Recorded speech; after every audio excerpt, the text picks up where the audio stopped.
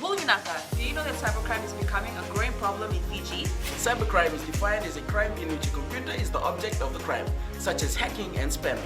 Cybercrime is also cyberbullying and using fake profiles to cause panic and spreading false news. If you're involved in this or know anyone who's committing these crimes, report them immediately.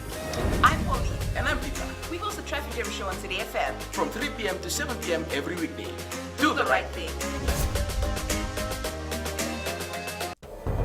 Yandravanaka, Fiji, in this bulletin, suspended SEDELPA appoints management board. Almost 800 dengue fever cases confirmed. An education channel begins today. From the studios of FBC Suva, Jackie Spate. Various constituencies of the suspended Social Democratic Liberal Party have begun appointing their management board representatives in order to rectify anomalies within the party. A task force under Vice President Vijay Singh has agreed that a new management board is needed as many of the previous members' tenure had lapsed.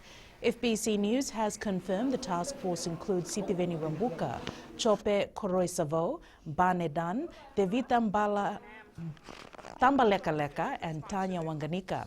It is understood the suspended SEDELPA Management Board is to meet in the second week of June to confirm a date for a special general meeting where new executives will be appointed.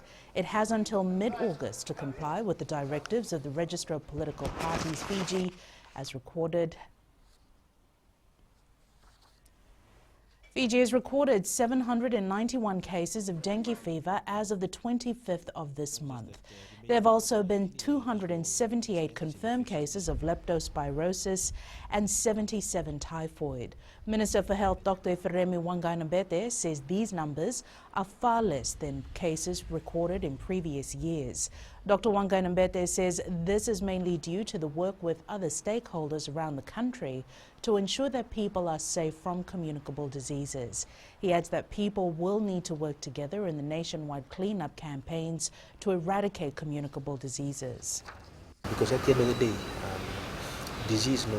communicable disease knows no barrier. It spreads. It doesn't understand ethnicity or religion. And then, that we have to collectively work as a nation to continue to suppress these. The seasonal ban for Kawakawa and Donu will still come into effect from today unless the Cabinet approves the suspension.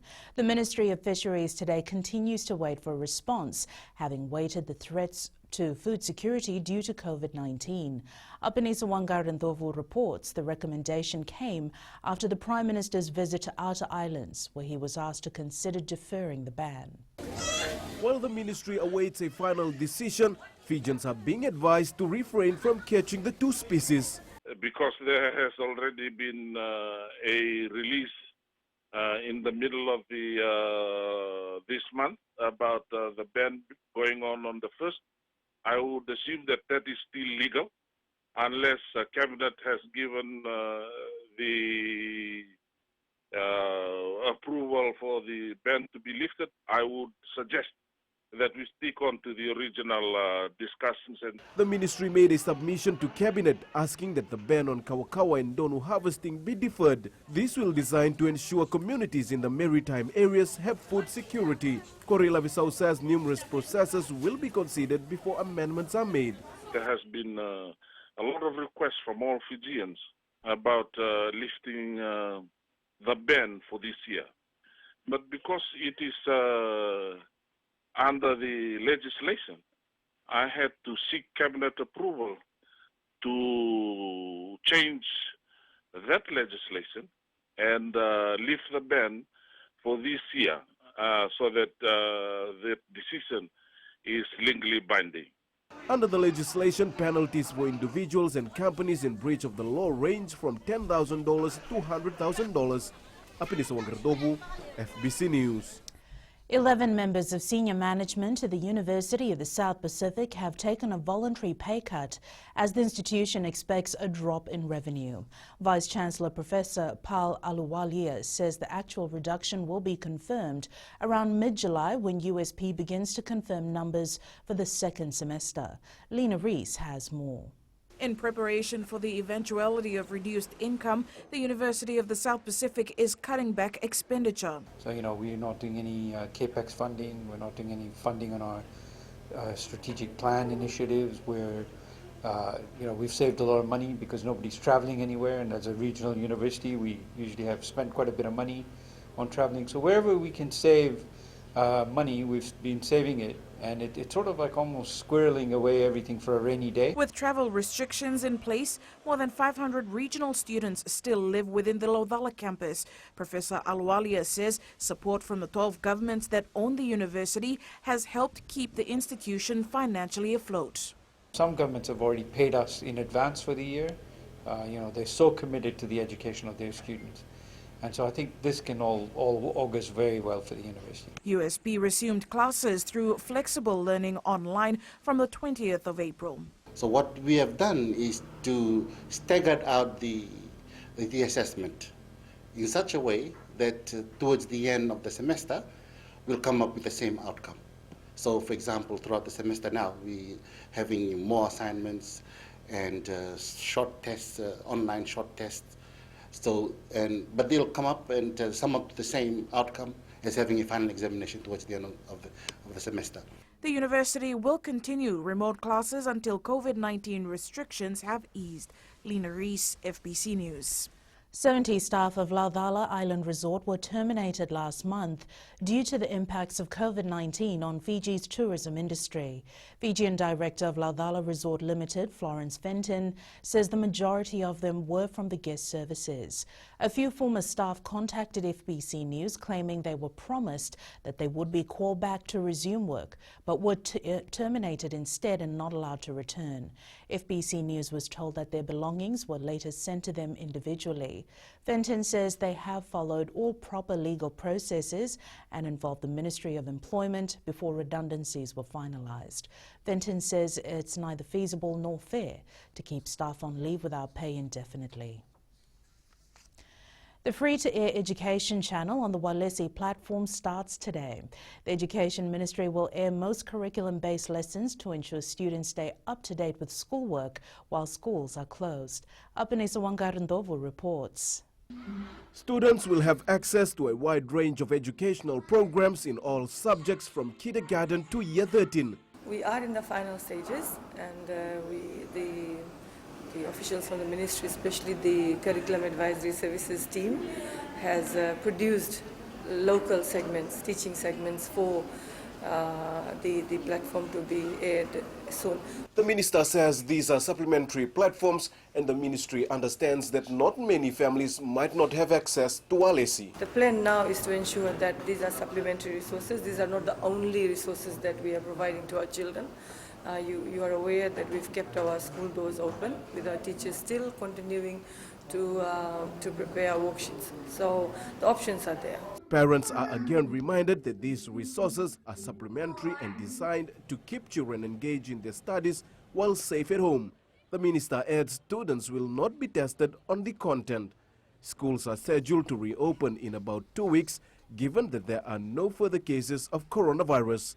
Apenisa Wangarandovo, FBC News. Over 120 families who are registered with the Fiji Blind Persons of Fiji Association will be receiving assistance today. Marketing consultant Rajnil Prasad says this initiative has been made possible through kind donations from various corporate bodies who came together to make provisions for these families. Prasad says the families who will be assisted have had their employment affected by COVID-19 or are living with families who have had their employment affected by COVID-19. He says they are ensuring no families are left behind in this time of need. Digicel Fiji, Acelio Care, Fiji Water, M-Dial and Sons, FMF and Go Easy Rentals in a concerted effort have made these provisions for these families in the form of food items, sanitary items and many more. A team from the association will be heading to the west from today to disseminate these donation packs. Coming up, new players for Fijian Sevens and more invitational games for Fiji football.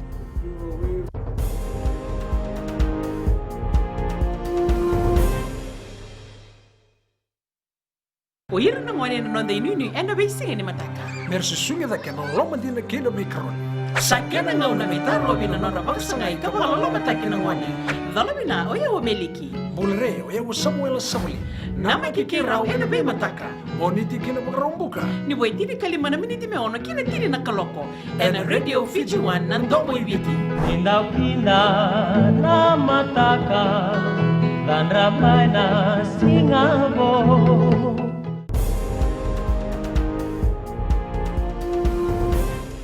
The inclusion of 6 new players in the Fiji Airways Fijiana 7 side will build a strong base and depth for the next leg of the HSBC series.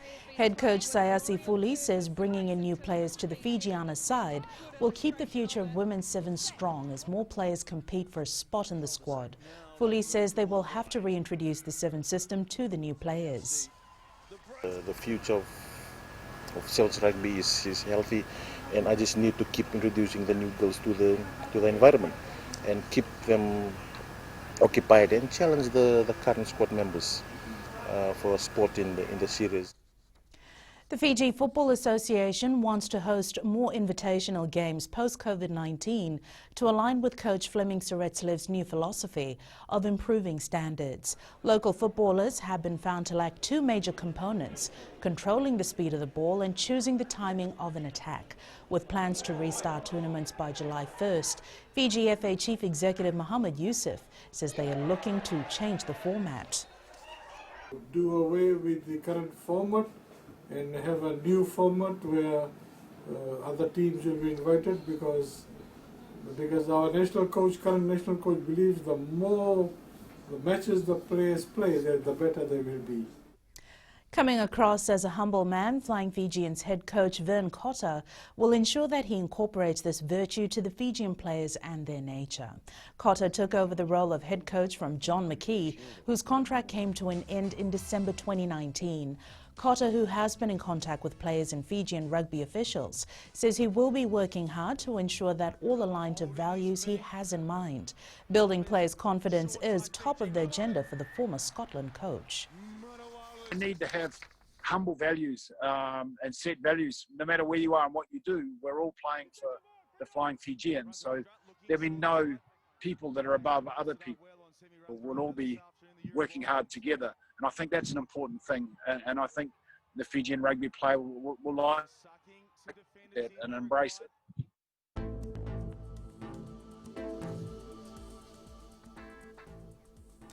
Cloudy conditions with occasional showers expected over most places today.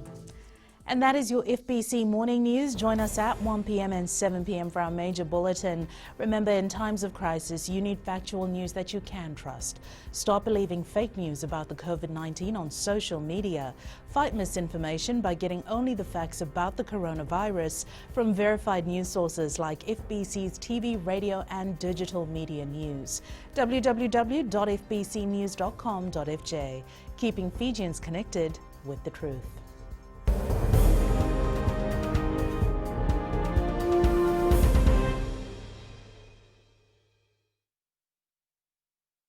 हमारे खूबसूरत देश Fiji में child abuse की घटनाएं आए दिन बढ़ रही हैं। क्यों बच्चों का मासूम बचपन अब्यूज का शिकार हो जाता है? अपने बच्चों की सुरक्षा का खास ख्याल रखें। उनसे बातचीत करें, उनके दोस्तों के बारे में जानें।